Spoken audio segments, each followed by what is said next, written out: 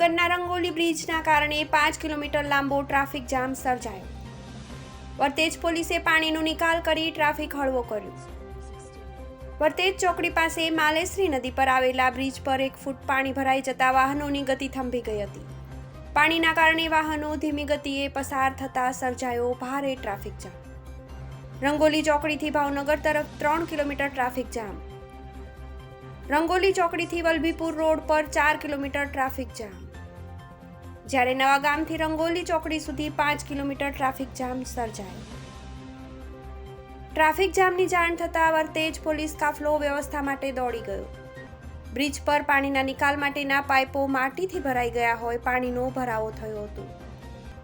Vartej police સ્ટાફે જીવના જોખમે બ્રિજના રેલિંગ પર લટકી જઈ તમામ પાઇપો સાફ કરી પાણીનો નિકાલ કર્યો.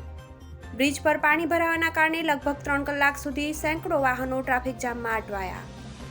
રિપોર્ટ બાય વિપુલ ગોહેલ સાથે સંજય રાવલ, SB ન્યૂઝ, ભાવનગર.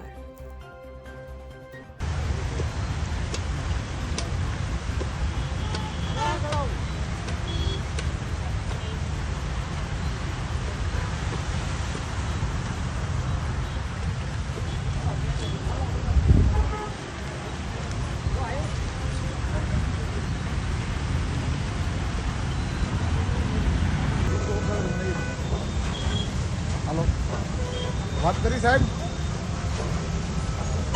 અત્યારે 4-5 કિલોમીટર વચ્ચેમાં 4-5 કિલોમીટર લાંબો ટ્રાફિક જામ થઈ ગયો છે અને ત્યાં બીજા પુલ પર ઝાડવા ને બધું છે ને એ અમને કહેજો સાફ કરી નાખે. હું ત્યાં જ છું, નંબર આપો મારો. તમારે જે માણસ આવતો હોય ને ત્યારે મોકલો એમને.